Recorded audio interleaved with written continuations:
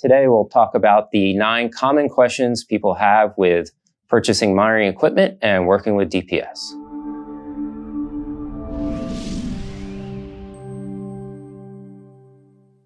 I am a co-founder of DPS Telecom. I've been talking to clients since the late 80s, and one of the common questions our clients have is, how much is a RTU? It can range from $700 to a couple of $1,000s. The difference could be, is it a small IO with plain vanilla to a large RTU with a lot of whistles and bells?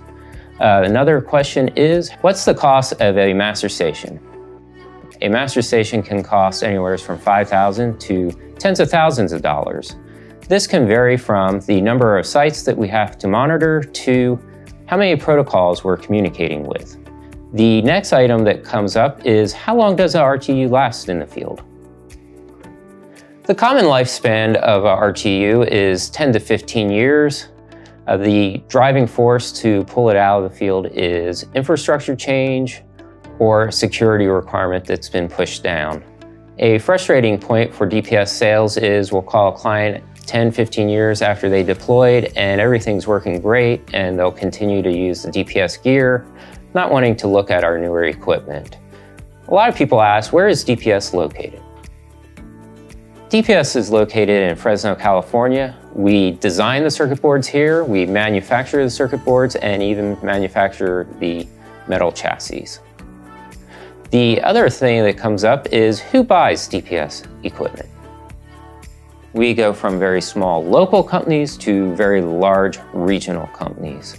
We span multiple industries, such as telco, where we have RT communications with consolidated communications, over into utility companies such as Pepco and Dominion. We span across transportation companies such as BNSF and NYCT, to law enforcement in counties such as San Juan County and North Carolina State Highway Patrol. Next up is, does DPS sell through distributors?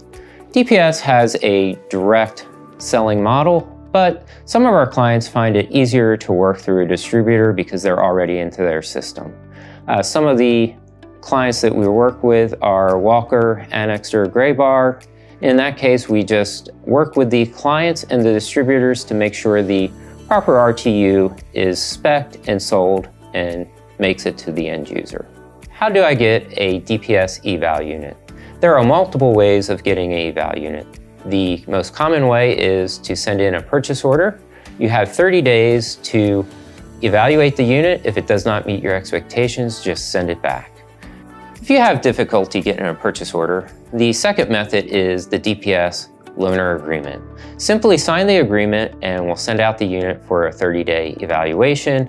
If the unit isn't returned, we'll simply invoice you for the unit. Field trials is another method for evaluating our equipment. In this case, DPS will come out to your location and help you set up the equipment in a lab environment or at a test location. This way we can offer our expertise on getting the equipment installed, up and running, and make sure everything is working with your other gear.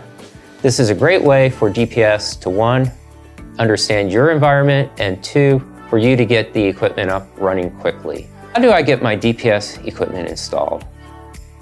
We'll break this down into master stations versus RTUs. For master stations, DPS typically does turn-up assistance.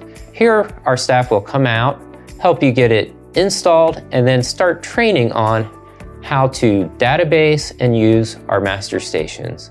For RTUs, DPS doesn't officially do the installation. What we'll typically do is train your staff. We'll even go out to 1 or 2 sites to help your staff on their first couple of deployments so that they understand the equipment and we can be helpful in pointing out best practices. And finally, the most common question, what is the typical lead time for a DPS product? DPS product typically ships within 14 to 30 days. Because of our multiple options, DPS builds to order.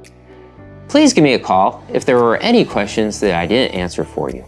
Use the links below for more information or to give me a call.